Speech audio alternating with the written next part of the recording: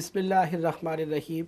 नाजरीन, प्रोग्राम राय आमा के साथ आपका मेज़बान MM आलम आपकी खिदमत में सलाम अर्ज़ करता है।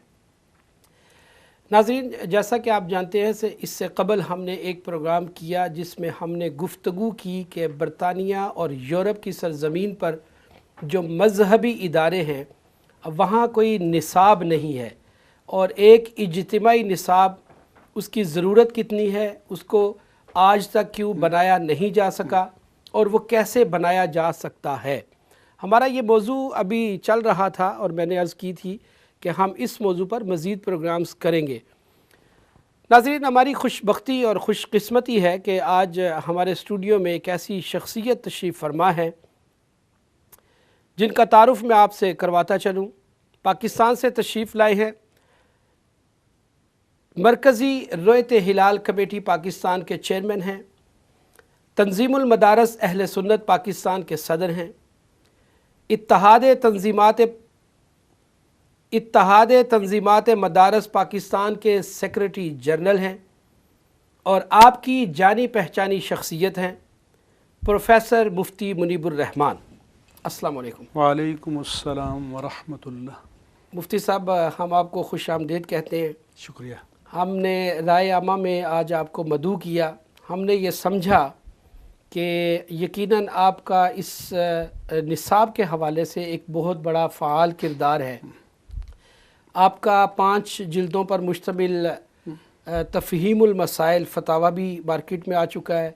अब बहुत सारे जो कॉलेजेस यूनिवर्सिटीज़ हैं वहाँ पर जो निसाब है उसमें आपसे मशावरत भी की जाती है और आप उनके बोर्ड्स जो हैं उनमें भी शमूलियत आपकी होती है। इसके अलावा यूनिवर्सिटीज़ लेवल तक आपकी बुक्स जो है वो पढ़ाई भी जाती हैं। तो इस मौका को गनीमत जानते हुए हमने समझा कि आज हम आपसे गुफ्तगू करें। लेकिन हमारी जो गुफ्तगू का मरकज़ और महवर है वो है कि मज़हबी जो निसाब है। अब मैं चाहूँगा थोड़ा सा इस पर गुफ्तगू की जाए कि तंजीमुल मदारस अहले सुन्नत पाकिस्तान की तारीख़, क़याम, इसका मकसद, इसकी ज़रूरियात क्या हैं। बिस्मिल्लाहिर्रहमानिर्रहीम। नाज़रीन किराम, अस्सलामु अलैकुम व रहमतुल्लाहि व बरकातुहू। जनाब MM आलम साहिब, आपका और इदारा तकबीर का शुक्रिया कि मुझे एक बार फिर आपके तवस्सुत से ख़ास तौर पर बरतानिया और यूरोप के मुसलमानों से मुखातिब होने का मौका मिल रहा है। जी। तंजीमुल मदारिस अहले सुन्नत पाकिस्तान, ये पाकिस्तान में अहले सुन्नत व जमात के दीनी मदारिस और जामियात के नज़्म और निज़ाम तालीम को मरबूत करने, मुंज़बित करने और एक मेयार पर लाने के लिए इस इदारे का क़याम अमल में आया। ठीक है। इसकी तासीस तो 1960 में हुई। ठीक है। मगर जो मौजूदा नशत सानिया है ये 1974 में अमल में आई, क्योंकि दीगर मसालिक के इदारों की जो पैरेलल या मुतवाज़ी तंजीमें हैं वो भी मुतहर्रिक हुई और अहले सुन्नत व जमात ने भी इस ज़रूरत को महसूस किया और इसको बाकायदा मुनज़्ज़म किया। इसके पहले सदर हज़रत अल्लामा सैयद अहमद अबुल बरकात रहमहुल्लाह ताला, जिनको सैयद साहब के नाम से पुकारा जाता था, वो सदर बने और हज़रत अल्लामा मुफ्ती मोहम्मद अब्दुल क़य्यूम हज़ारवी रहमहुल्लाह ताला नाज़िम आला बने। ठीक है। सैयद साहब जो हिज़्बुल अहनाफ वाले। जी, हिज़्बुल अहनाफ वाले लाहौर में। ठीक है। उनके विसाल के बाद अपने عہد کے غزالی و رازی حضرت علامہ سید احمد سعید کاظمی رحمہ اللہ تعالی صدر بنے ٹھیک ہے، اور مفتی صاحب بدستور ناظم اعلیٰ رہے۔ ٹھیک ہے، حضرت علامہ کاظمی صاحب رحمہ اللہ تعالی کے وصال کے بعد کچھ عرصے تک حضرت صاحبزادہ سید مظہر سعید کاظمی زید مجدہم وہ صدر رہے اور مفتی صاحب بدستور ناظم اعلیٰ رہے۔ ٹھیک ہے، اس کے بعد مفتی صاحب رحمہ اللہ تعالی صدر بنے اور ڈاکٹر محمد سرفراز نعیمی شہید ناظم اعلیٰ تھے۔ میں اس نشأت ثانیہ کے پورے عرصے میں عاملہ کا رکن رہا ٹھیک ہے، اور اس کا جو شعبہ امتحانات ہے اس کا بھی رکن رہا اور پھر سینئر نائب صدر تھا۔ تو مفتی صاحب رحمہ اللہ تعالیٰ کے وصال کے بعد پھر میں قائم مقام صدر بنا۔ پھر اس کے بعد انتخابات ہوئے، اس میں ہمارے مدارس اہل سنت کے مجلس شورا نے اعتماد کیا اور میں صدر بنا۔ پھر دوبارہ انتخاب ہوا تو میں صدر بنا اور ابھی یہ چل رہا ہے۔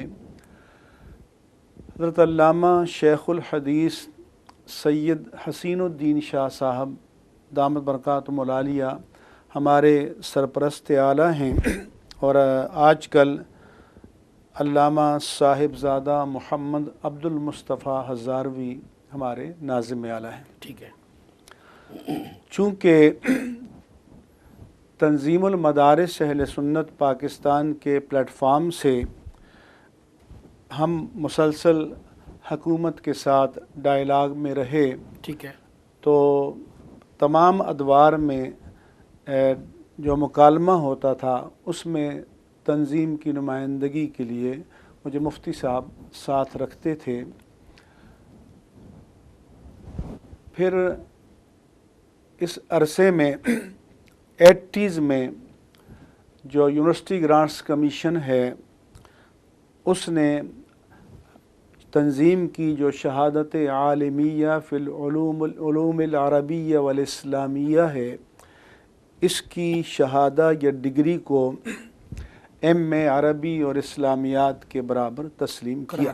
ٹھیک ہے، اسی کے فالو اپ میں جو higher education commission of Pakistan قائم ہوا تو اس نے بھی ہماری شہادہ یا ڈگری کو ایم اے عربی اور اسلامیات کے برابر تسلیم کیا۔ ٹھیک ہے، اور اسی طرح سے دوسری جو ہماری پیرالل تنظیمات ہیں ان کی ڈگری کا اسٹیٹس بھی یہی ہے۔ ٹھیک ہے، ہماری جب پارلیمنٹ کے انتخاب کے لیے گریجویشن کی شرط لازم قرار پائی 2002 کے انتخاب میں اور پھر 2008 کے انتخاب میں، تو ہماری تنظیم اور تنظیمات کی جو شہادات ڈگریز تھیں ٹھیک ہے، ان کے جو حامل تھے ڈگری ہولڈرز تھے ان کو الیکشن کمیشن نے ایلیجبل تسلیم کیا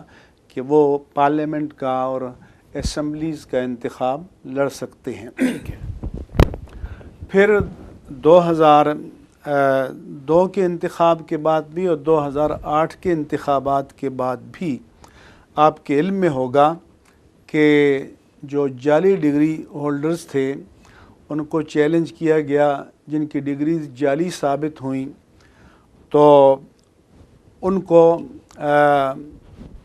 ان کی جو ممبرشپ تھی وہ ٹرمینیٹ کی گئی اور اب بھی بہت سے کیسز جو ہیں وہ کیسز پائپ لائن میں موجود ہیں، ابھی انڈر پروسیس۔ جی ہاں، لیکن میں یہ فخر کے ساتھ کہہ سکتا ہوں کہ لوگ سمجھتے ہیں کہ یہ پرائیویٹ ادارہ ہے اور اس کی ڈگری ملنا آسان ہوگا، تو گورنمنٹ کی یونیورسٹیز کی ڈگریاں جعلی ثابت ہوئیں، لیکن میں آن دا ریکارڈ کہہ رہا ہوں کہ تنظیم المدارس اہل سنت پاکستان کی ایک بھی ڈگری پروڈیوس نہیں کی جا سکی۔ ہمارے جتنے بھی ڈگری ہولڈرز تھے وہ جینون تھے. اس سے معلوم ہوا کہ ہمارا جو چیک اینڈ بیلنس کا نظام ہے الحمدللہ علی احسان ہی گورنمنٹ کے نظام سے زیادہ بہتر رہا اور اس کی مقابلے میں زیادہ کریڈیبل رہا. یہاں تک کہ بعض ممبروں کو آپ نے یہ کہتے سنا ہوگا کہ ڈگری ہوتی ہے اصلی ہو یا جعلی ہو. ٹھیک ہے. اب جو ہم آج جہاں پر موجود ہیں تو چونکہ بعض انٹرنیشنل مسائل کی وجہ سے ویسٹ اور امریکہ بھی مدارس کو ایڈریس کر رہے ہیں یا ان کی اپنی پرسیپشن کے مطابق ٹھیک ہے ان کو کچھ کنسرنز ہیں. یہاں تک کہ کیری لوگر بل کا جو ایجنڈا ہے اس میں بھی مدرسہ ریفارم شامل ہے. اس لیے مدارس کا اب ڈائلاگ کا سلسلہ اپنی گورنمنٹ تک محدود نہیں ہے بلکہ انٹرنیشنل لیول پر بھی ہے. ٹھیک ہے. چنانچہ جو یو کے اسٹیٹ ڈپارٹمنٹ ہے اس نے 2006 میں ہماری لیڈرشپ کو یہاں دعوت دی، اسٹڈی ٹور کیا. اسی طرح سے امریکہ کا اسٹڈی ٹور کیا، ڈائلاگ کیے، مختلف جو ان کے تھنک ٹینکس یا پالیسی میکرز ہیں ان کے ساتھ ہوئے. ایجپٹ کا ہم نے دورہ کیا، ٹرکی کا ہم نے 2 مرتبہ دورہ کیا اور یہ آن گوئنگ پروسیس ہے. یہ ہمارا مکالمہ قومی اور بین الاقوامی سطح پر جاری رہتا ہے. ٹھیک ہے.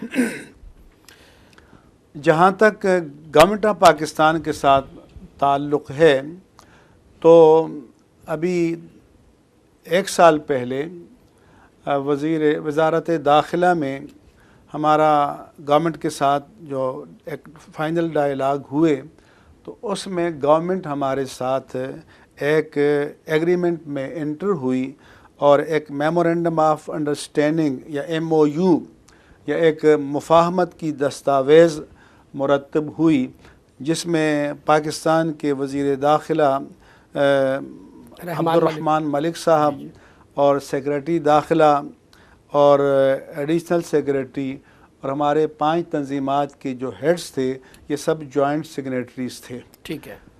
جس میں گورنمنٹ نے اس بات کو ایگری کیا اور اس بات کا اپنے آپ کو پابند کیا کہ گورنمنٹ ہمارے ان 5 تنظیمات کو ایگزامننگ بورڈز یا یونیورسٹی کا درجہ دے گی اور اس کے لیے ایکٹ آف پارلیمنٹ کے ذریعے باقاعدہ لیجسلیشن ہوگی. ٹھیک ہے.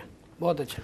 اس کی وجہ یہ ہے کہ جو دیگر یونیورسٹیز ہیں ان کے لیے پروونشل اسمبلی کے ذریعے لیجسلیشن کافی ہوتی ہے لیکن کیونکہ ان کا جورسڈکشن پروونس ہوتا ہے، ہمارا جورسڈکشن چونکہ تھرو آؤٹ پاکستان ہے. پاکستان کے 4 صوبے، گلگت بلتستان جس کو اب ایک صوبائی حیثیت دے دی گئی ہے، آزاد کشمیر، ٹرائبل ایریاز، تو اس لیے ہمارے لیے فیڈرل لیول پر لیجسلیشن کی ضرورت ہے. بالکل ٹھیک ہے. اس میں ہم نے یہ گورنمنٹ کے ساتھ یہ ذمہ داری قبول کی کہ ہم اپنے دینی کریکولم تو جیسا ہے ویسا ہی رہے گا لیکن اس کے ساتھ ہم کانٹمپریری سبجیکٹس جو ہیں ان کو اپنے کریکولم میں انڈکٹ کریں گے اور شامل کریں گے جس میں انگلش ہے، میتھمیٹکس ہے، جنرل سائنس ہے اور کمپیوٹرائز جو بھی جتنی جدید تعلیمات ہیں. مفتی صاحب آپ نے بڑے خوبصورت انداز سے جو تنظیم المدارس اہل سنت پاکستان کی جو آپ نے ایک نقشہ کھینچا ہے، میں چاہوں گا کہ چونکہ ہم نصاب پر بات کر رہے ہیں اور ہم چاہتے ہیں کہ ہم یہاں کچھ ایسا ہو جائے، اللہ کرے کہ ہمارے یہاں پر بھی اسی طرح کا کوئی سٹرکچر ڈیولپ ہو جائے، کوئی نصاب بن جائے، کوئی نظام بن جائے، تو تھوڑا سا اس کا جو سٹرکچر ہے اس کے اوپر آپ مجھے بتائیں، اس کی حیثیت انتظامیہ کیسی ہے؟ ابھی ہم ٹرکش گورنمنٹ کی دعوت پر ترکی گئے تھے. وہاں پر وزارت مذہبی امور جیسے ہمارے ہاں ہے وہاں پر ریلیجس پریزیڈنسی ہے. ٹھیک ہے. اور ڈاکٹر محمد گرمز اس کے آج کل پریزیڈنٹ ہیں. ٹھیک ہے. اور ڈاکٹر محمد کو ٹرکش محمد لکھتے ہیں، اور ڈاکٹر محمد پچاچی وہ ان کے معاون ہیں، اور ڈاکٹر محمد پچاچی میرے ساتھ 2002 میں امریکہ میں ایک 1 month لانگ ایک ڈائلاگ پروگرام تھا، اس میں بھی میرے ساتھ کلیگ رہے ہیں۔ ٹھیک ہے۔ اسی طرح سے ڈاکٹر عرفان جو ان کے نیشنل ایجوکیشن کے ڈائریکٹر جنرل ہیں، ان کے ساتھ پھر وہاں پر جو امام خاطب اسکول کہتے ہیں وہ اس کو، مطلب تو امام و خطیب ہے، وہ 8th لیول سے وہ شروع کرتے ہیں، تو اس میں انہوں نے یہ کیا ہے کہ کنٹمپریری ایجوکیشن کا جو کوانٹم ہے وہ 60% ہے، ریلیجس ایجوکیشن کا 40% ہے، تو وہ اس کے ذریعے اپنے ریلیجس لیڈرشپ کے لیے امام و خطیب کے لیے تیار کرتے ہیں۔ پھر آگے ان کی یونیورسٹیز میں الہیات کے ڈپارٹمنٹس ہیں، جیسے ہمارے پاکستان میں اسلامک اسٹڈیز ڈپارٹمنٹ کہلاتا ہے، اس میں پھر PhD لیول تک ہوتا ہے، اور مفتی کی بھی ان کے ہاں ایک نظام موجود ہے۔ تو جب انہوں نے ہم سے پوچھا کہ آپ کا اس اسٹرکچر کیسا ہے، تو پھر ہم نے ان کو بتایا کہ دیکھیں، ایک تو یہ ہے کہ ہم مسلط نہیں ہیں، ٹھیک ہے، ہماری جیسے تنظیم المدارس اہل سنت پاکستان کے ساتھ تقریباً 7,000 مدارس ایفیلیٹڈ ہیں، اور جو ہمارے مدارس کی جو گریڈنگ ہے اس میں ایک ابتدائیہ ہے، پھر وسطانی ہے، پھر فوقانی ہے۔ تو جو وسطانی اور فوقانی مدارس ہیں وہ ہماری مجلس شورا کے ممبر ہوتے ہیں، جہاں سے ہمارے جو مین عہدیداران ہیں، جس میں سرپرست اعلیٰ ہے، صدر ہے، ناظم اعلیٰ ہے، اور ناظم امتحانات یا کنٹرولر آف ایگزامینیشنز ہیں، اس کا باقاعدہ ہمارا انتخاب ہوتا ہے، اور ہماری اکاؤنٹیبلٹی اور جواب دہی ہوتی ہے، اور کانفیڈنس ان کا ہمارے پیچھے موجود ہوتا ہے۔ اسی طرح سے پھر ہمارے ایک ورکنگ کمیٹی یا مجلس عاملہ ہوتی ہے، جس میں چاروں صوبوں کے نمائندگی ہوتی ہے، اور اس میں ہم تمام جو ایگزیکٹو معاملات ہیں اس کو طے کرتے ہیں، ڈیسائیڈ کرتے ہیں، ایگزیکیوٹ کرتے ہیں، پالیسیز کی منظوری دی جاتی ہے۔ اسی ہمارے مجلس عاملہ کا ایک پارٹ ہے ہمارا بورڈ آف ایگزامینیشنز، وہ ایگزامینیشن کنڈکٹ کرتا ہے، اس کا سارے نظام کو کنٹرول کرتا ہے۔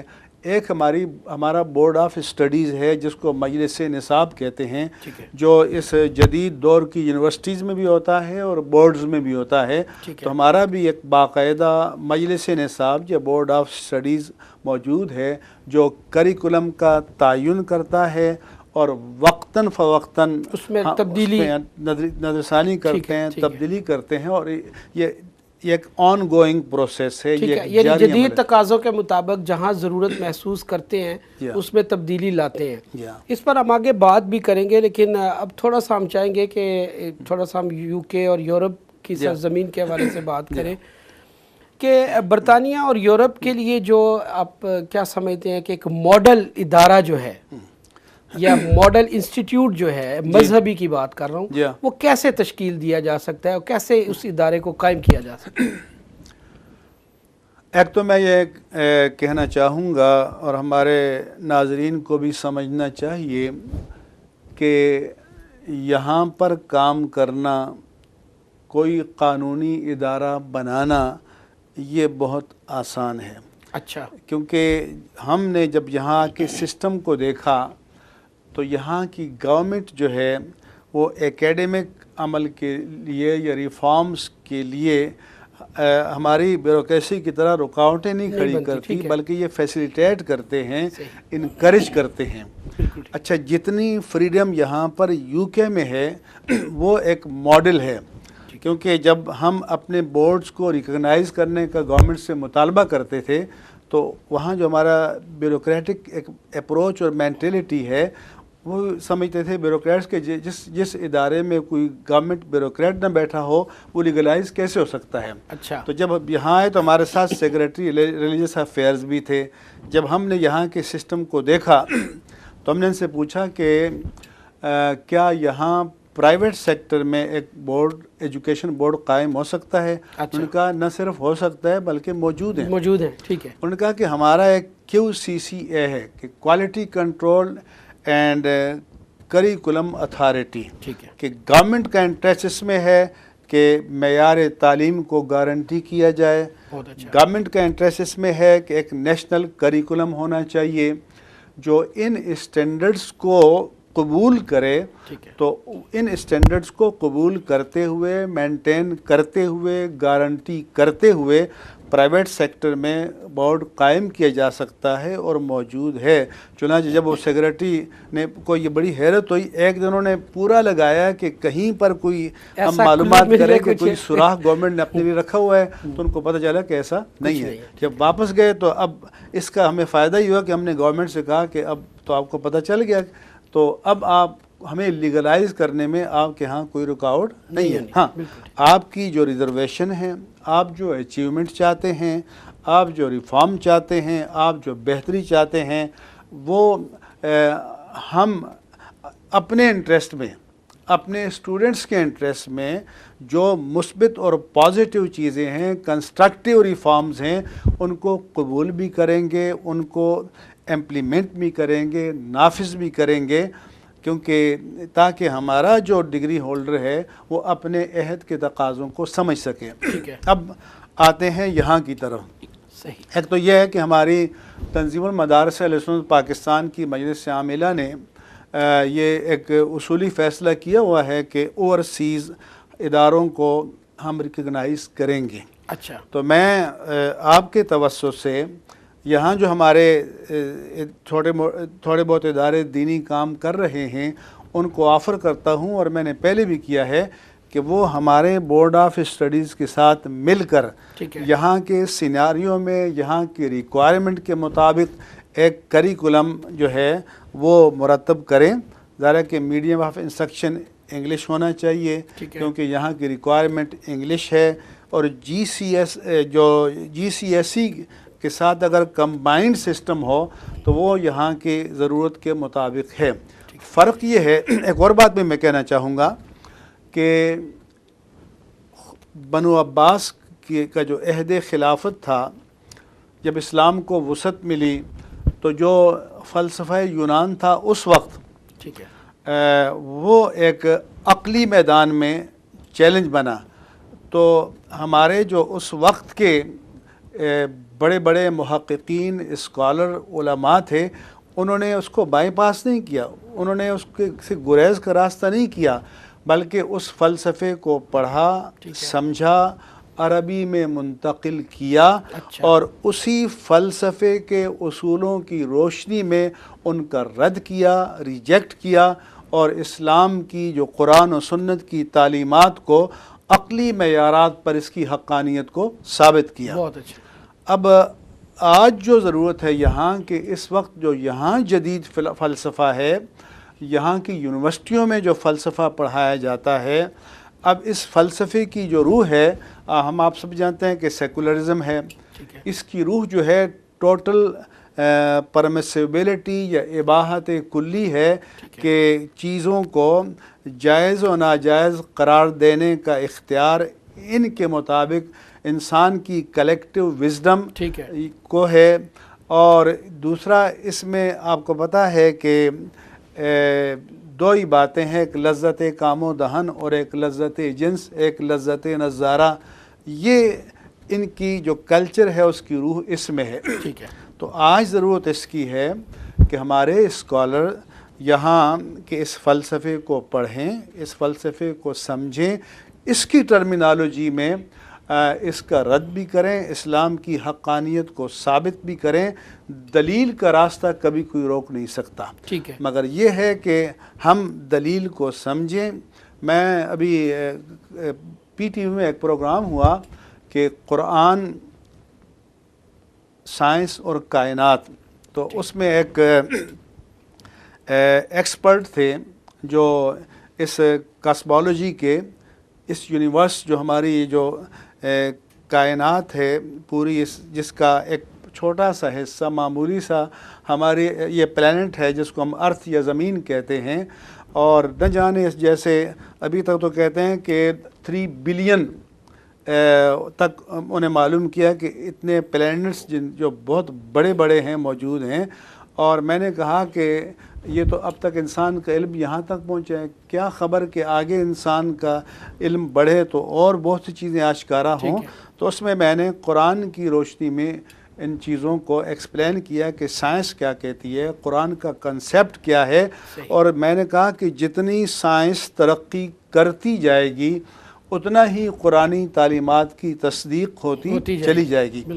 تو قرآن مجید میں اللہ تعالیٰ کا ارشاد ہے کہ وما ارسلنا برسول الا بلسان قومہ، کہ اللہ تعالیٰ جل شانہ عز و جل فرماتا ہے کہ ہم نے جس عہد میں، جس ٹائم پیریڈ میں جب بھی کوئی رسول بھیجا تو جو اس کے مخاطبین تھے، جس قوم کے لیے بھیجا تو اس کی زبان کے ساتھ بھیجا.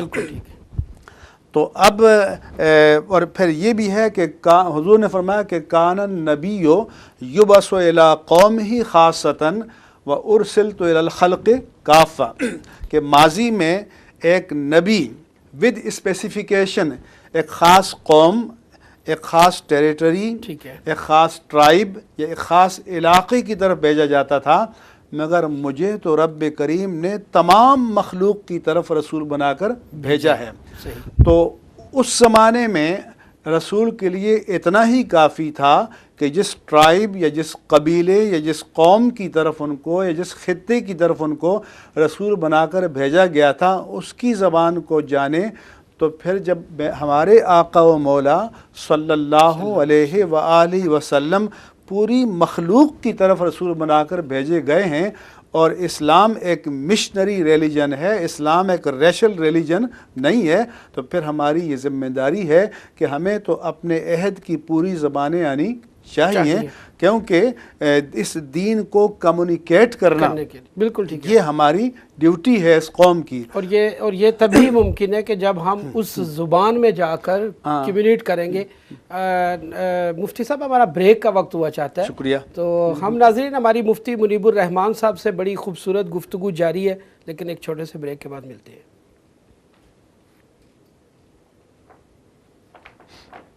چلو پانی پئیں گے آپ؟ نہیں صحیح ہے، چلیں. ٹھیک ہے، مجھے گرم پانی تھوڑا دے دیں جلدی، اسی یہی کیٹل والا.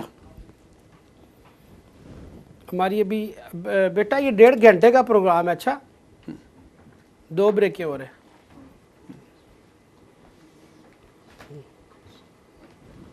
یہ مائک اوپر لگائیں تھوڑا سا اس طرح، اور تار جو ہے نا اس کو پراپر ٹھیک ہو گئی ہے، پیچھے بالکل ٹھیک ہو گئی ہے.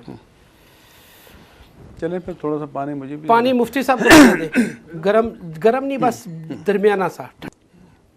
ویلکم بیک ناظرین، رائے عامہ میں ایک بار پھر آپ کو خوش آمدید کہتے ہیں. بریک پر جانے سے پہلے ہماری گفتگو جاری تھی پروفیسر مفتی منیب الرحمان صاحب سے، تو چلتے ہیں وہیں سے جہاں سے گفتگو کا سلسلہ منقطع ہوا، وہیں سے جوڑتے ہیں. آپ بات کر رہے تھے ایک تو کمیونیکیشن زبان کی، تو میں یہ اور دوسرا ماڈل ادارے کیسے بنائیں. میں یہ عرض کرنا چاہتا تھا کہ جب رسول مکرم رحمت للعالمین صلی اللہ علیہ وآلہ وسلم نے حجۃ الوداع کے موقع پر سن 10 ہجری میں میدان عرفات میں جبل رحمت پر اپنی ناقہ مبارک پر سوار ہو کر اپنا لاسٹ سرمن یا آخری خطبہ یا لاسٹ میسج ڈیلیور کیا، تو اس میں حضور نے فرمایا کہ پہلے تو لوگوں سے شہادت طلب کی کہ الا هل بلغت، لوگوں بتاؤ کیا میں نے اللہ تعالیٰ کے پیغام کو بلا کم و کاست ٹھیک ٹھیک تم تک پہنچا دیا ہے. انہوں نے شہادت دی کہ جی ہاں آپ نے پہنچا دیا ہے. پھر آپ نے اپنی انگشت شہادت کو اٹھائے اور 3 مرتبہ فرمایا کہ اللہم اشہد، اللہم اشہد، اللہم اشہد، اے اللہ تو گواہ رہنا کہ میں نے فریضہ تبلیغ کو ادا کر دیا ہے. پھر آپ نے فرمایا کہ فَلْيُبَلِّغِ الشَّاهِدُ الْغَائِبَ، آج جو یہاں اس میدان عرفات میں میرے جو ڈائریکٹ آڈینس یا سامعین یا مخاطبین یا حاضرین موجود ہیں، اب یہ جو فریضہ نبوت ہے، ابلاغ دین، تبلیغ دین، وہ میں امت کو منتقل کر رہا ہوں۔ اب جو حاضر ہے وہ غائب تک پہنچا دے۔ تو اب غائب جو قیامت تک جس نے آنا تھا وہ وہاں غائب تھا، ٹھیک ہے، لہٰذا نسل در نسل یہ امت کی ذمہ داری ہے۔ دوسرا قرآن نے یہ فرمایا کہ ما ارسلنا رسلا مبشرین ومنذرین لئلا یکون للناس علی اللہ حجۃ بعد الرسل، کہ ہم نے نظام رسالت قائم کیا اور اللہ کے رسول اور انبیاء لوگوں کو رحمت الہی کی بشارت دیتے گئے، عذاب الہی سے ڈر سناتے گئے۔ یہ کیوں تھا؟ تاکہ کل قیامت کے دن اللہ تعالیٰ کی عدالت میں کسی فرد بشر کے پاس، کسی انسان کے پاس، آدم کے کسی بیٹے کے پاس کفر، شرک، فسق، فجور، دلالت پر قائم رہنے کے لیے کوئی جسٹیفیکیشن، کوئی جواز، کوئی دلیل، کوئی ایویڈنس، کوئی بہانہ موجود نہ ہو۔ یعنی اتمام حجت کرنا یہ امت کی ذمہ داری ہے۔ جب ذمہ داری ہے تو پھر ہر زبان بولنے والے کو دین کا پیغام پہنچانا یہ امت کی ذمہ داری ہے۔ اور میں یہاں لسان کے ایک معنی ڈکشن یا لغہ یا بولی کے ہیں، ایک معنی یہ بھی ہیں کہ لسان جو ہے یہ انٹرپریٹیشن یا انسان کے دماغ میں یا دل میں یا ذہن میں جو نظریات ہیں ان کو ڈیلیور کرنے کا ذریعہ بھی ہے۔ تو جب مجھے اگر کچھ نظریات ڈیلیور کرنے ہیں اور آپ تک پہنچانے ہیں تو مجھ میں یہ کیپیبلٹی، یہ ایبلٹی، یہ استعداد ہونی چاہیے کہ میں اپنے مخاطب کے انٹیلیجنشل لیول کو بھی بالکل سمجھتے ہوئے، یہ نہیں کہ زبان یار من ترکی و من ترکی نمی دانم، جیسے کہتے ہیں سوال از آسماں جواب ریسماں، یہ نہیں ہو سکتا جب تک ہم اس اپنے عہد کے نسل اور نوجوانوں کی جو ذہنی استعداد ہے، انٹیلیجنشل لیول ہے، جو ٹرمینالوجی ہے، اس کو نہیں سمجھیں گے تو دین کا ابلاغ صحیح طریقے سے نہیں ہو سکتا۔ لہذا یہ ہماری ذمہ داری ہے۔ اس لیے ہم نے یہاں کے علماء کو یہ کہا تھا کہ ہم مل کر ایک ترتیب دیں۔ میں نے اپنے دارالعلوم میں تخصص فی الفقہ والافتاء کا ایک شعبہ قائم رکھا ہے، جہاں ہم فارغ التحصیل علماء کو جو ڈگری ہولڈر ہیں ان کو ہم 2 سال فقہ اور افتاء کی تربیت بھی دیتے ہیں، تعلیم بھی دیتے ہیں۔ ٹھیک ہے، اور ہم ان کو یعنی ان کی تمام ضروریات کو پورا کرتے ہوئے الحمدللہ علی احسانہ 2000 روپے فی کس منتھلی اسکالرشپ بھی دیتے ہیں۔ ان کی اکاموڈیشن، بورڈنگ، لاجنگ اور ان کی کوالیفیکیشن، تربیت، ان کے لیے کتب کی فراہمی کے علاوہ یہ بھی کرتے ہیں تاکہ ہمارے پاس اتھینٹک مفتیوں کی جماعت تیار ہو۔ اس وقت میرے دارالعلوم میں 25 زیر تربیت مفتی موجود ہیں۔ ہم یونیورسٹیز کے پروفیسرز کو بلاتے ہیں، کبھی بینکنگ کے لوگوں کو بلاتے ہیں اور ان کو بھی بلاتے ہیں کہ جن کے نظریات ہم سے کنٹراڈکٹری ہیں، ٹھیک ہے، کہ وہ آئیں۔ ہم ان سے کہتے ہیں کہ آئیے آپ اپنے نظریوں کو پیش کیجئے، لیکن اس شرط کے ساتھ کہ ہمارے جو زیر تربیت علماء ہیں وہ آپ سے مکالمہ کریں گے، ڈائلاگ کریں گے، دلیل سے بات کریں گے، اور آپ میں اگر پوٹینشل ہے تو آپ ان کو قائل کیجئے۔ حضور اکرم صلی اللہ علیہ وآلہ وسلم نے جب مدینہ طیبہ کی ریاست اسٹیبلش ہو گئی، پورے حجاز پر میرے آقا کی حکمرانی ہو گئی، تو پھر آپ نے جو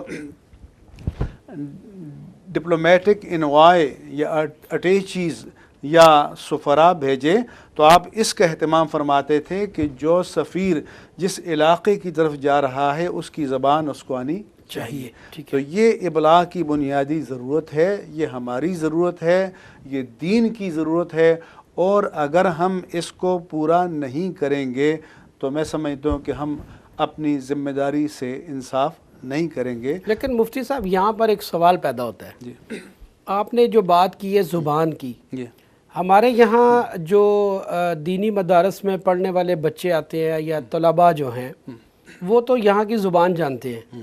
مسئلہ یہ ہے کہ ان کو نصاب کون سا پڑھایا جائے. ہمارے پاس کوئی اجتماعی نصاب نہیں ہے. میں یہ چاہوں گا کہ نصاب جو ہے اس پر تھوڑا سا آپ سے ہم یہ چاہیں گے بات کرنا کہ نصاب کس انداز سے ترتیب دیا جائے. ایک نصاب ہے جو آپ نے ترتیب دیا، 8 سالہ کورس ہے وہ 8 سالہ کورس میں پھر اس میں ہر سطح پر جو ہے وہ سالانہ یا 2 سال کے بعد یا 3 سال کے بعد ایگزامز ہوتے ہیں، وہ ڈگری لیتے لیتے کرتے وہ ایک جگہ پر پہنچتے ہیں. کیا ہمیں یہاں 8 سالہ کوئی نصاب بنانا پڑے گا یا اس کو ریڈیوس کرنا پڑے گا، یا نصاب کس انداز سے ترتیب دیا جائے پھر ہی یہ زبان میں جا کر جو ہے نا وہ ابلاغ کا کام کر سکیں گے؟ دیکھیں ہمارا نصاب بنیادی طور پر 16 سال کا ہے. اچھا. کیونکہ جب ہمیں ایکویلنس کی ضرورت پڑی تو جو ہائر ایجوکیشن کمیشن یا یونیورسٹی گرانٹس کمیشن یا جو یونیورسٹیز کے سینڈیکیٹس اور ان کے بورڈز آف اسٹڈیز تھے، انہوں نے کہا یہ کیسے ہو سکتا ہے کہ ہمارا اسٹوڈنٹ 16 سال پڑھے اور آپ 8 سال میں ایم اے بن جائیں. ٹھیک ہے.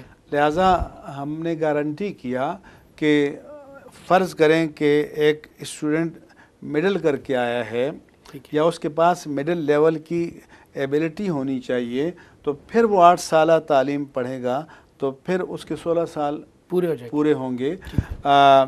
اس میں ہم حفظ کا، اگر کوئی حافظ ہے تو اس کا ڈیوریشن بھی شامل کر سکتے ہیں.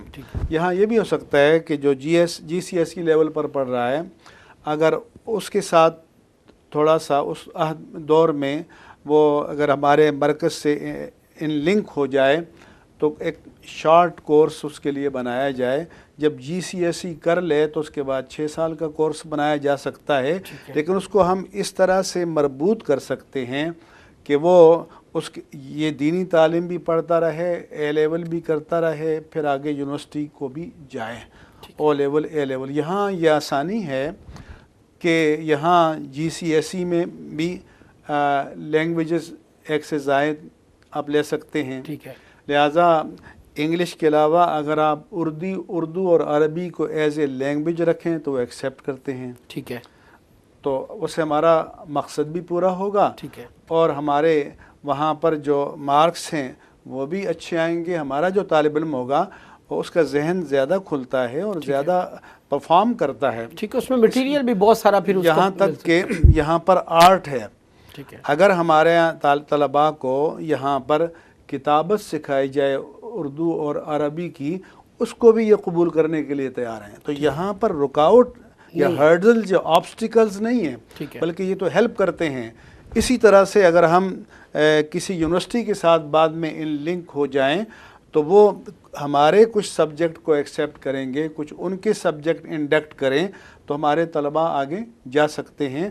اور یہ بھی ہے کہ اگر یہ ہمارے ساتھ مل کے ایک جوائنٹ کریکولم یا سیلیبس یہ بنائیں تو ہم پھر اپنا ایک نظام امتحان یہاں قائم کریں اور ہم اپنی ڈگری بھی یہاں جاری کر سکتے ہیں. اور سیز جو ہم کیمپس بھی ہم بنا سکتے ہیں ان تمام چیزوں کو مینٹین کرنے کے لیے.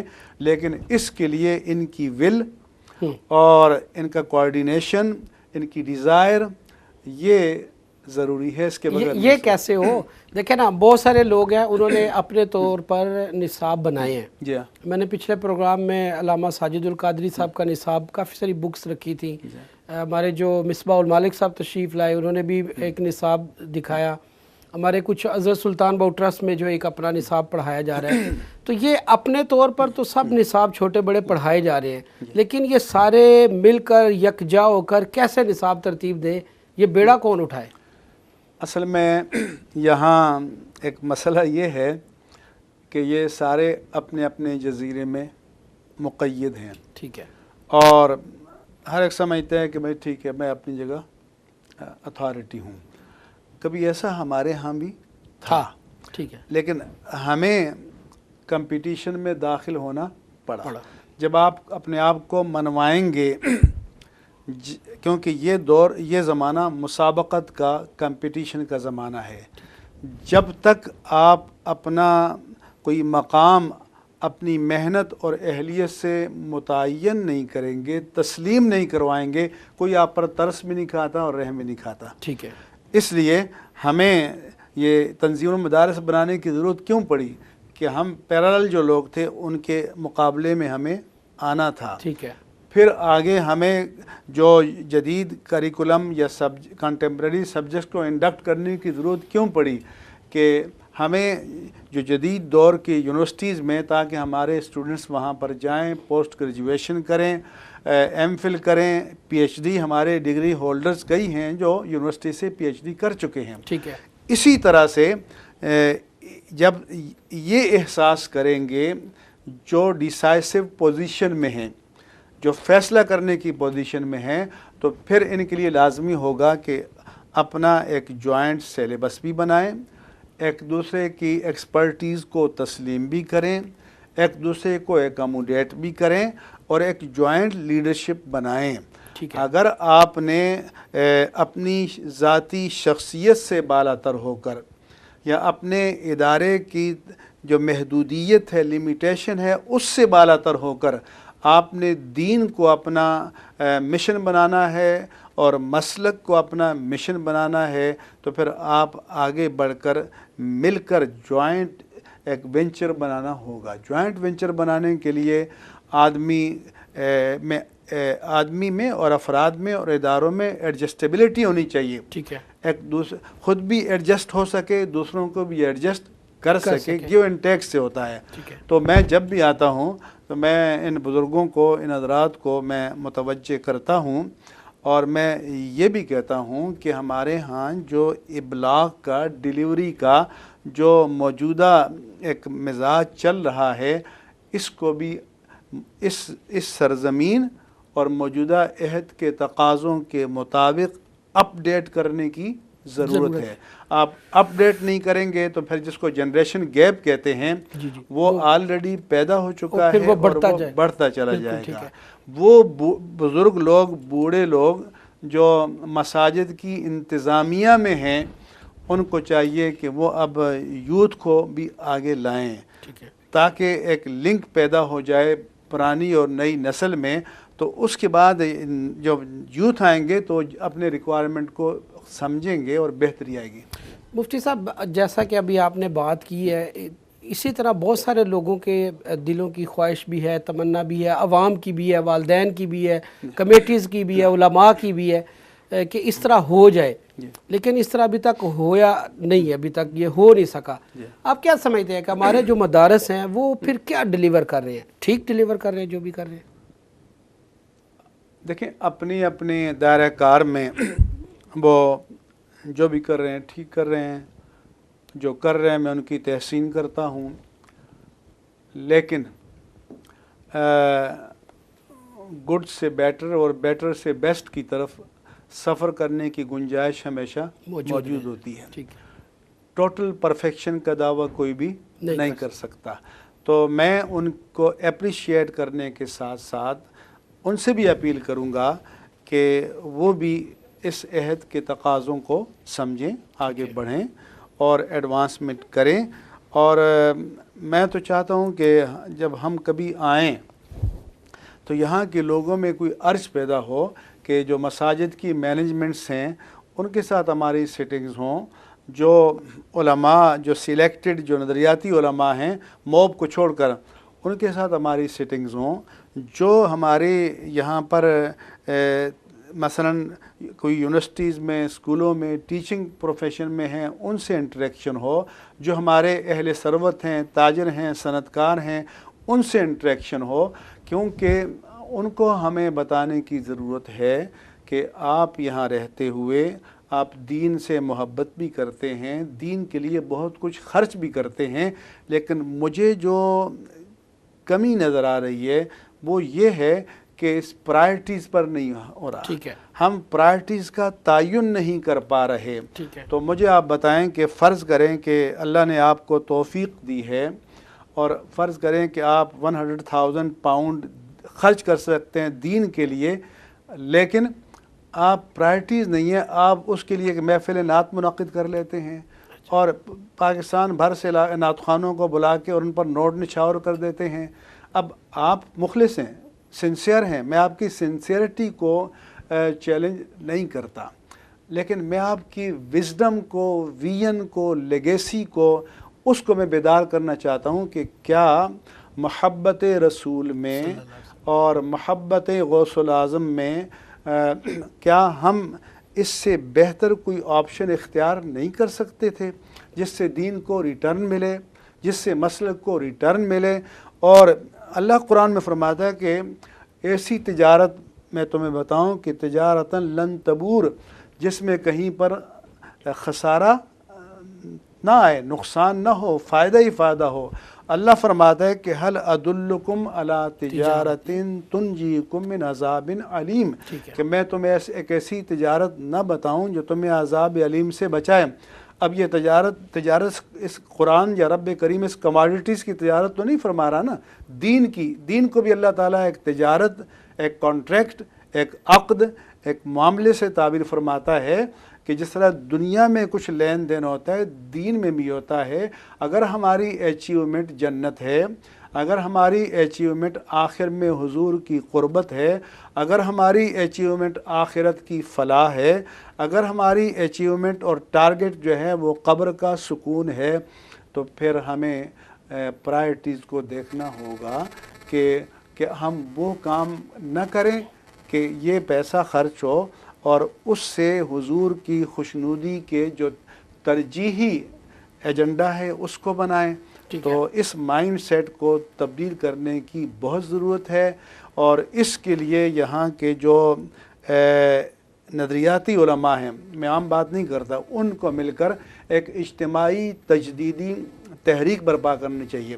ہمارے ہاں تھوڑا سا یہ ہوتا ہے جی ہم یہ بات کریں گے تو فلاں طبقہ ناراض ہوگا، فلاں طبقہ ناراض ہوگا، تو میں کہتا ہوں ناراض تو ہوتے ہیں نا مفتی صاحب۔ اب آپ نے جس طرح کی بات کی ہے تو یہاں پر تو بڑے عاشقان رسول لوگ ہاں وہ پروموٹر تو ناراض ہوں گے، تو وہ عاشقان رسول ہیں، انہوں نے محافل کا انعقاد کرنا ہوتا ہے، 11ویں شریف ہوتی ہے، اس کا اہتمام کرنا ہوتا ہے، تو آپ کی بات سے تو ناراضگی تو ہوگی۔ لیکن میں یہاں پر ایک دوسرا سوال کرنا چاہتا ہوں کہ جس طرح آپ نے ان محافل کا ذکر کیا ہے، میں یہ چاہوں گا کہ بہت سارے لوگوں کی توجہ اس طرف بھی ہے کہ آپ کی جو تنظیم ہے یہاں پر جماعت اہل سنت والوں کی، تو وہ بھی اتنے بڑے بڑے اجتماع کرتے ہیں، اس سے کیا حاصل ہوتا ہے؟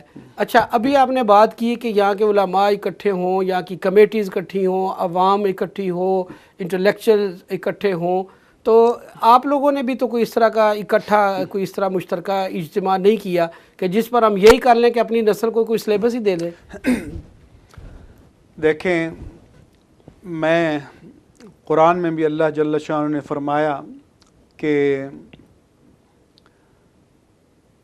لِمَ تَقُولُونَ مَا لَا تَفْعَلُونَ، تم وہ بات کہتے کیوں ہو جو کرتے نہیں، کَبُرَ مَقْتًا عِندَ اللَّهِ أَن تَقُولُوا مَا لَا تَعْلَمُونَ، اللہ کو یہ بات بہت ناگوار، بہت ناپسند ہے، اور بہت اس سے ناراضگی فرماتا ہے کہ تم کہو کچھ اور کرو کچھ۔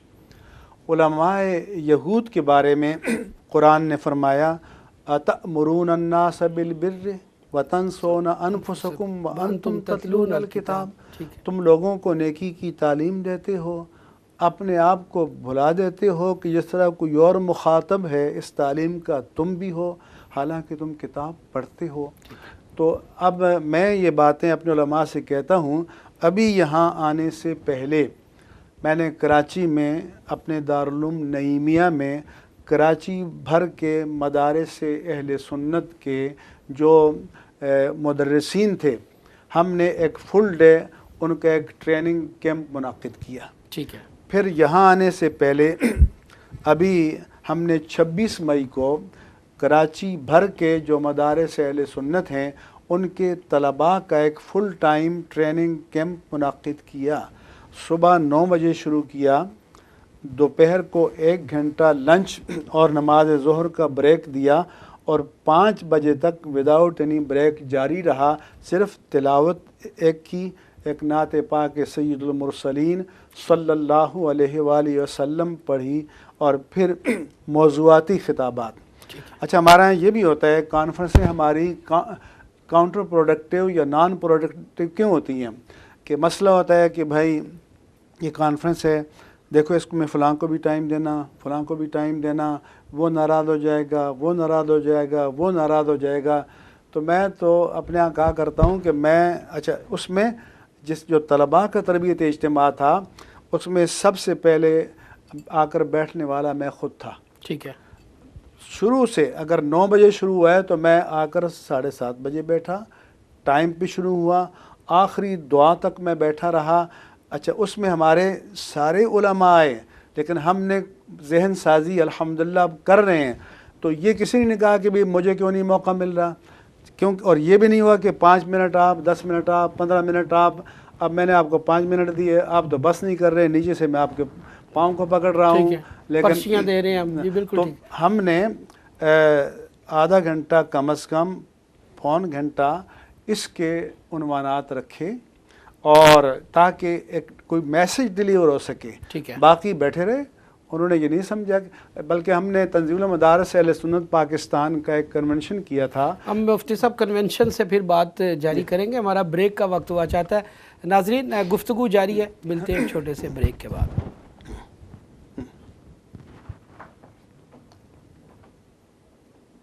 ले लें, आ जाएं वापस।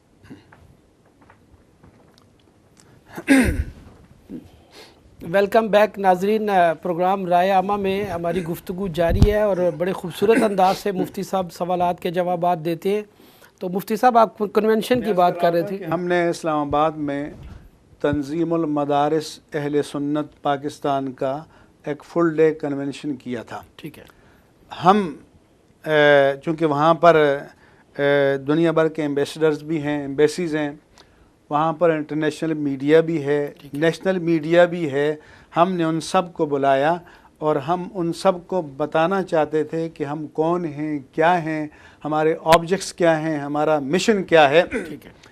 तो उसमें हमने सिलेक्टेड मुकर्रीन रखे। ठीक, ये तो वहाँ की बात है ना। जी हाँ, मैं वहाँ बता रहा हूँ ताकि मॉडल, रोल मॉडल इनको भी समझ में आए। ठीक है। एक बुज़ुर्ग का हमें, अच्छा उसके लिए हमने जो वसाइल ख़र्च किए वो भी उलमा से कहा कि ताउन करें। ठीक है। उलमा ख़ुद चल कर आए, गाड़ियाँ बुक करके आए, अपने मदारस के लोगों को लेकर आए। तो एक बुज़ुर्ग का आया कि अगर आप मुझको प्राइम टाइम में मौका दें तो मैं आपको इतना चंदा भी दूंगा। अच्छा। मैंने कहा न सिर्फ ये कि प्राइम टाइम में, बल्कि आपको मौका ही नहीं मिलेगा, चंदा आप दें या ना दें। ठीक है। फिर जब हम छोटे थे, जो स्टेज पर 4-5 बंदे बैठे थे और सामने बड़े बड़े मशाइख उलमा थे, तो मैंने उनसे कहा कि इसके लिए हमने महीना भर सोचा कि क्या करें। ठीक है। तो हमारा ये भी होता है कि फ़लाँ को बिठा दिया, हमें नहीं बिठाया, वो क्यों बिठा दिया।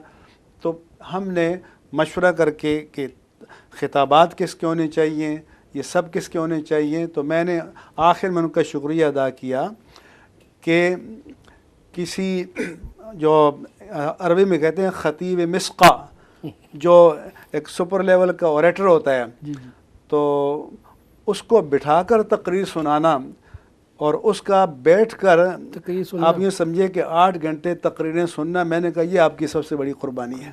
सही है। और मैं शुक्रगुजार हूँ, लेकिन ये कुर्बानी आपने दीन के लिए दी है, ये कुर्बानी आपने मसलक के लिए दी है, वरना मैंने कहा अभी ये प्रोग्राम ख़त्म होगा तो हम आपके कदमों में बैठेंगे। ठीक है। आप हमारे बुज़ुर्ग हैं, आप हमारे बड़े हैं। तो अब हमने तजर्बा करके दिखाया ना, प्रैक्टिस की, हम भी इसी कल्चर से निकले हैं ना। ठीक है। तो इसलिए मैं यहाँ के दोस्तों से भी कहता हूँ कि आपकी कॉन्फ्रेंसेस हों, सिलेक्टेड खिताबात हों, पूरा मैसेज डिलीवर हो। ठीक है। और जो स्टेज पे बैठे हैं, सामने बैठे हैं, उनको ये एतमाद होना चाहिए कि ये जो बात कर रहा है ये मेरे नुमाइंदे के तौर पर कर रहा है, ये समझे कि मेरे सर्वेंट के तौर पर कर रहा है, ये दीन के सर्वेंट के तौर पर कर रहा है, कि क्योंकि ये मैसेज हमारा कॉमन है, मिशन हमारा कॉमन है।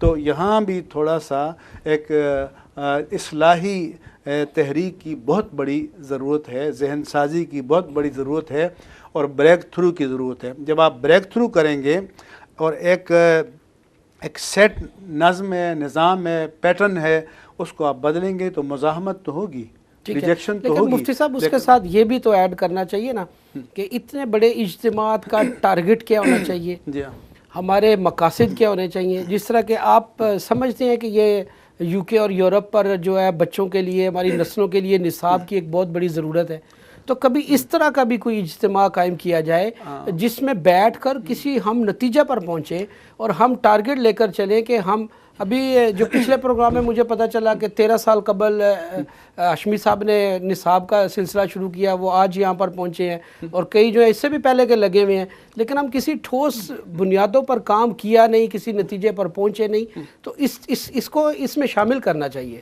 دیکھیں میں جب پہلے سال یہاں جماعت اہل سنت کی انٹرنیشنل کانفرنس میں آیا تو میں نے ان سے کہا کہ بھائی کانفرنس اور میلاد النبی کا جو روٹین کے ہمارے جلسے ہیں اس میں کوئی فرق ہونا چاہیے. ٹھیک ہے. کانفرنس میں تو ہم یہ دنیا کو بتائیں کہ اہل سنت و جماعت کی حیثیت سے ہمارا ایجنڈا کیا ہے اور دنیا کے لیے ہمارا ویو پوائنٹ کیا ہے، ہمارا میسج کیا ہے، ہمارے آبجیکٹس کیا ہیں، ہمارے ٹارگٹس اور اہداف کیا ہیں. تو پھر میں نے یہ ٹریڈیشن یہاں پر ان سے جاری کرائی کہ ہمیں ایک ڈکلیریشن جاری کرنا چاہیے. ٹھیک ہے. جب اس وقت ہم ڈکلیریشن لے کے وہاں گئے، ظہور نیازی صاحب جو جنگ کے ایڈیٹر تھے، تو انہوں نے کہا کہ یہ کانفرنسیں تو میں اشروں سے دیکھ رہا ہوں، کئی ڈیکیڈ سے، یہ تو پہلی مرتبہ میں آپ کے پلیٹ فارم سے یہ دیکھ رہا ہوں. ٹھیک ہے. تو اس کے بعد یہ تھا کہ کمیٹیز بنائیں، اس کا فالو اپ ہونا چاہیے. تو فالو اپ پھر نہیں کر پاتے. ہم تو پاکستان میں بیٹھے ہیں، یہاں کے جو بزرگ ہیں، دوست ہیں، تو ان کو اس میں تھوڑا آگے بڑھنا چاہیے. اس پلیٹ فارم پر بیٹھ کر آج آپ اس طرح کا کوئی کہتے ہیں کہ اب جو آنے والے وقتوں میں ہمارے اہل سنت والجماعت کے پلیٹ فارمز پر کانفرنسز ہوں، اجتماعات ہوں یا میٹنگز ہوں، اس میں جو ہے اس کو پریفرنس دی جائے نصاب کو؟ دیکھیں ہم تو اللہ تعالیٰ کرم فرمائے. اچھا. اور علم جو ہے اس کی افادیت، کیونکہ حضور نے فرمایا، ایک دعا تعلیم فرمائی کہ نعوذ باللہ من علم لا ينفع، کہ ایسے علم سے ہم اللہ کی پناہ چاہتے ہیں جو نفع رساں نہ ہو.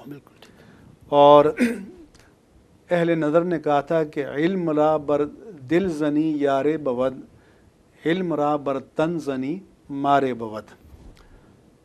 پھر سید المرسلین رحمۃ اللہ عالمین صلی اللہ علیہ وآلہ وسلم نے فرمایا کہ من طلب العلم لیجاری بہ العلماء اور لیماری بہ السفہاء اور لیصرف وجوہ الناس الیہ ادخلہ اللہ النار.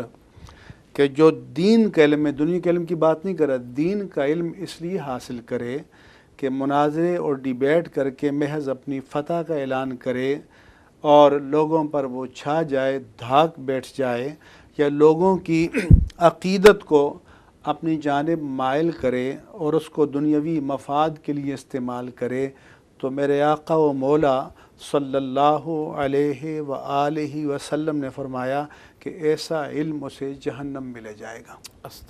اسی لیے سیدنا غوث الاعظم رضی اللہ تعالی عنہ جب تکمیل کے مقام پر پہنچے تو ان کے احوال میں ہے کہ ایک ابر نمودار اور فضل الہی کا شامل حال ہونا بہت بڑی ضرورت ہے.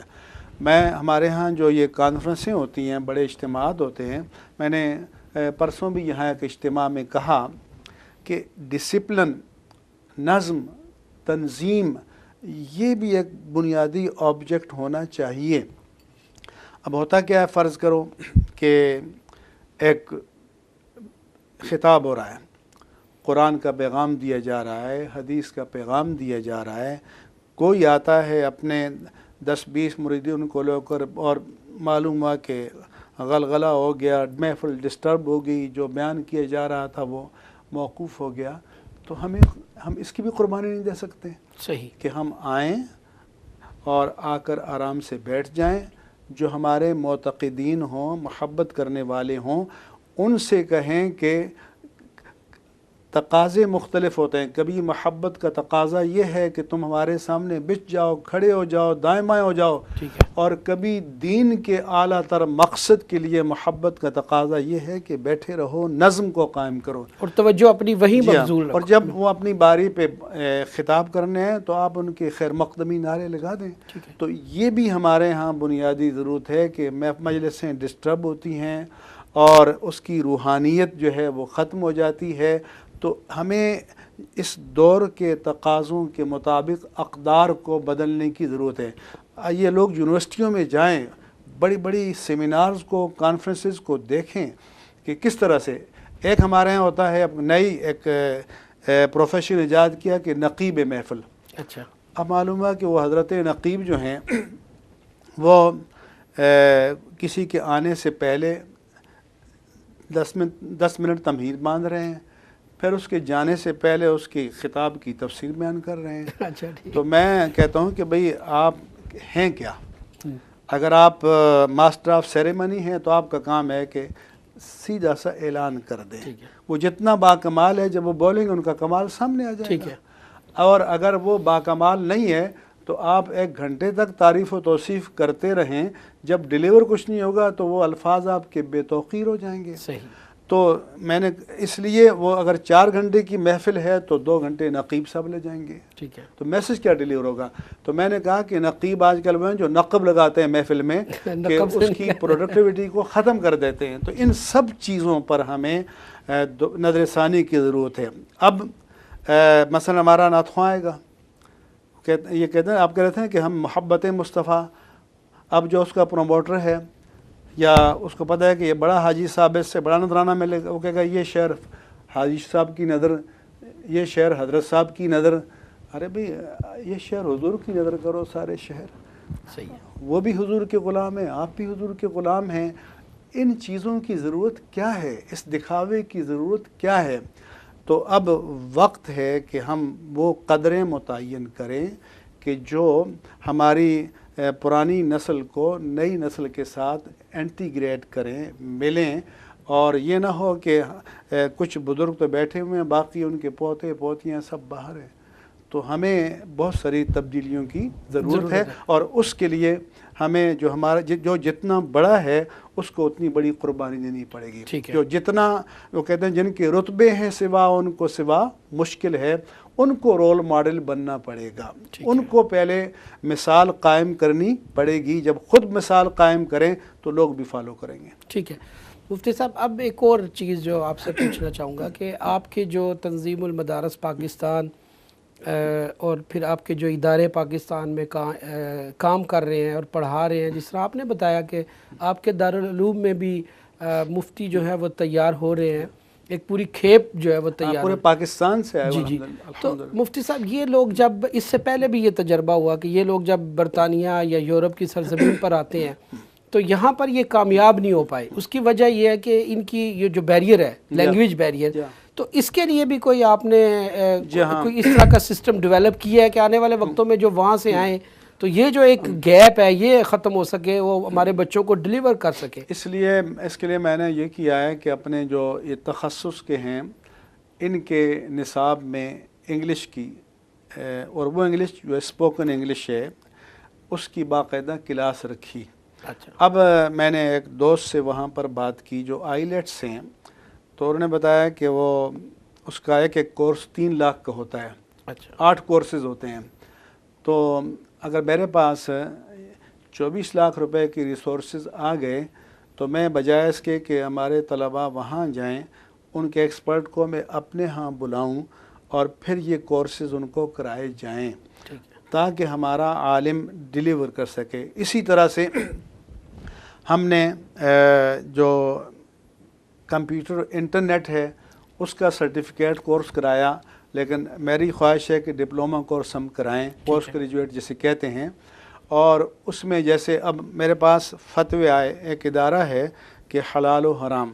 اب جتنے کیمیکلز ہیں، جتنی میڈیسنز ہیں، جتنے مختلف فوڈ آئٹمز بائی پروڈکٹس ہیں، تو انہوں نے کہا جی ہم آپ کے پاس لاتے رہیں گے اور اس کے انگریڈینٹس جو کیمیکل انالائز کر کے دیتے رہیں گے، آپ ان کے بارے میں ہمیں شرعی حکم بتائیں۔ ٹھیک ہے۔ تو جب انہوں نے مجھے دیا تو میں نے اپنے تخصص کے طلباء کو وہ دیا کہ آپ میں سے ہر ایک الگ الگ اس پر ریسرچ کرے۔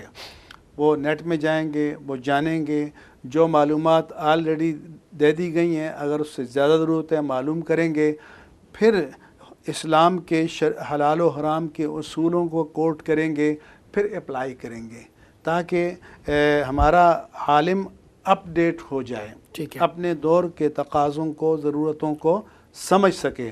تو ہم اسی طرح سے ٹریننگ میں جو تربیت ہوتی ہے افتاء کی، اس میں تمام ان جدید مسائل کو لاتے ہیں، یہاں تک کہ جو اسلامک فنانسنگ کے کورسز ہیں اس کو بھی ہم نے اپنے مفتی کے اس کا حصہ بنایا ہے۔ تکافل جو ہے، جو انشورنس کا متبادل اسلامی پروڈکٹ ہے، اس کے بارے میں بھی ہم بتا رہے ہیں۔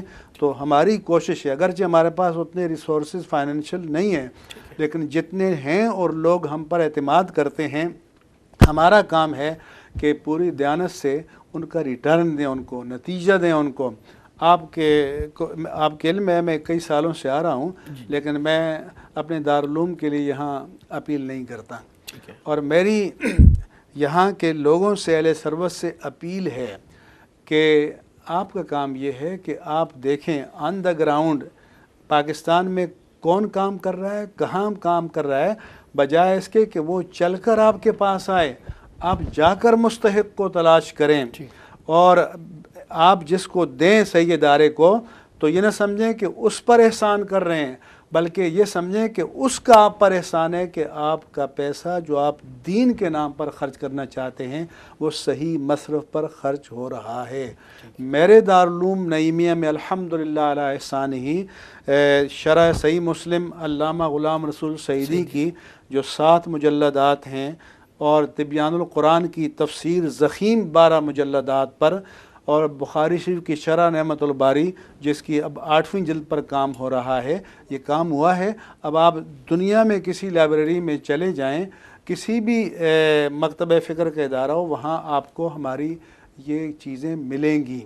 تو لیکن ہمارے لوگوں کو ابھی اس کا احساس نہیں ہے کہ ہم یہ دیکھیں کہ جینمن کام کہاں ہو رہا ہے۔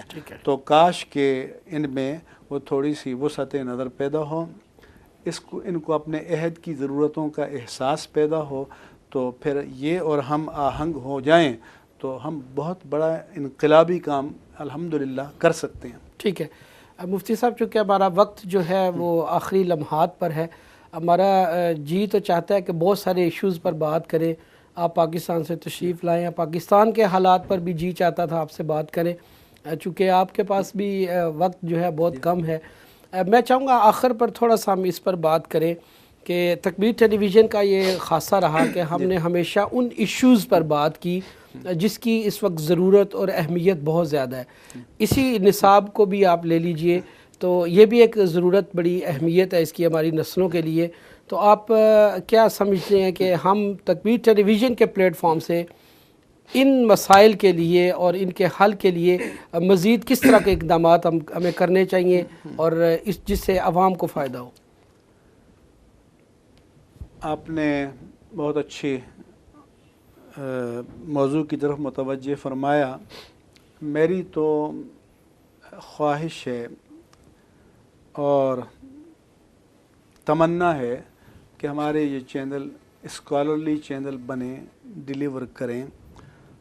اس کے لیے ضروری ہے کہ کرنٹ افیئرس کے بارے میں ہمارے پروگرام ہونے چاہیے۔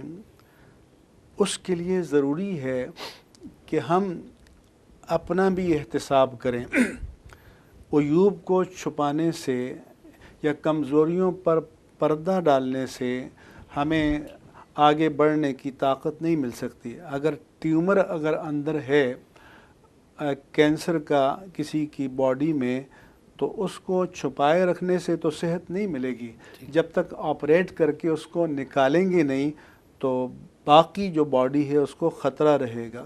اسی طرح سے جب کسی کی باڈی میں شوگر کی وجہ سے گینگرین ہو جاتا ہے تو ڈاکٹرز اس کی پاؤں کاٹتے ہیں یا انگلی کاٹتے ہیں یا ٹانگ کاٹتے ہیں کہ اگر اس کو زہر زدہ پوائزن جو افیکٹڈ پورشن ہے اس کو ہم نہیں کاٹیں گے تو ساری باڈی جو ہے وہ فنا ہو جائے گی. ٹھیک ہے.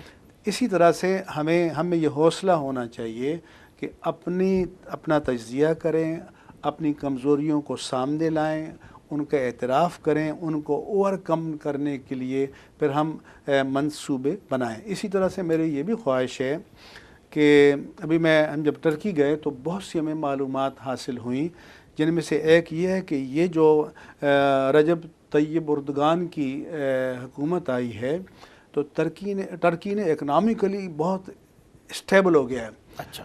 70 کے اشرے میں ہم وہاں پڑھا کرتے تھے کہ ترکی میں کوئی سودا لینے جاتا ہے گھر کا تو نوٹوں کو تھیلی میں لے کر جاتا ہے. ان کا جو لیرہ تھا اتنا بے توقیر تھا.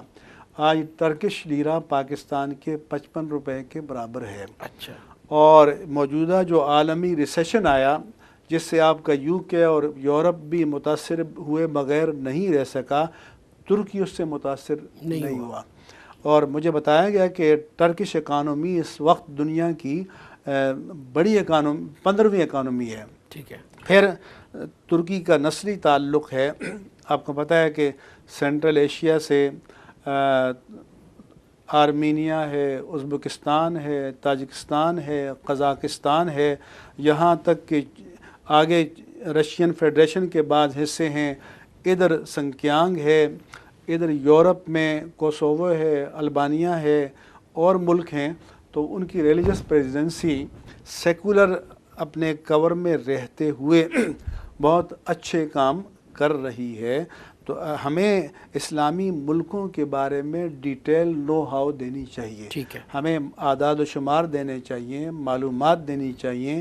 ہماری جو کورنگ ٹیم ہے وہاں پر ڈیٹیل سے جائے تو مجھے لگتا ہے کہ جتنا اس میں لوگ دلچسپی لیں گے، پھر اس میں جو پوٹینشیل ہے، مجھے ایسا لگتا ہے کہ اگر عالم اسلام کی نہضت، نشت اور رینیسنس ہونی ہے تو شاید ترکی سے ہو جائے. ٹھیک ہے. اور اس میں پوٹینشیل اب موجود ہے کیونکہ باقی جو ملک ہیں جیسے خود ہمارا ملک ہے، اللہ کی عطا کردہ بہت سے پوٹینشیل اور امکانی مواقع کے باوجود جو ہے ہم ان سے فائدہ نہیں اٹھا رہے. تو اسی طرح سے ہم یہ سینٹرل ایشین اسٹیٹس ہیں اور ہیں، ان کے بارے میں، وہاں کے آثار کے بارے میں، وہاں کا قدیم چیزوں کے بارے میں، تاریخ کے بارے میں ہمیں اپنی نوجوان نسل کو معلومات دینی چاہیے اور یہ بھی بہت مفید ثابت ہوگی. بہت شکریہ پروفیسر مفتی منیب الرحمان صاحب. بہت شکریہ. آپ تشریف لائے. ناظرین کرام، پروفیسر مفتی منیب الرحمان صاحب کی آپ نے گفتگو سنی. ہم نے کوشش کی کہ ہم یورپ اور UK میں بسنے والے جو مسلمان ہیں، آنے والی جو نسلیں ہیں، ہمارے جو بچے ہیں، ہمارا جو نصاب ہے اور مذہبی اداروں کا جو کردار ہے، ہمارے علماء کا جو اختیار ہے اور جو باقی معاملات ہیں ان پر ہم گفتگو کریں اور ہم کوشش یہ جاری رکھیں گے انشاءاللہ تعالی. مجھے امید ہے کہ پروفیسر مفتی منیب الرحمان صاحب سے محبت کرنے والے جتنے بھی ہمارے علماء کرام ہیں، کمیٹیز ممبران ہیں، والدین ہیں اور جتنے بھی باقی احباب ہیں، وہ یقیناً ان کی خوبصورت گفتگو کے بعد یہ سوچنے پر مجبور ہی نہیں رہیں گے بلکہ ایک قدم آگے بڑھتے ہوئے اس مسئلے کے حل کے لیے کوئی ٹھوس اقدامات ضرور کریں گے. رائے عامہ کے اس پروگرام سے اپنے میزبان MM عالم کو اجازت دیجیے. اللہ نگہبان.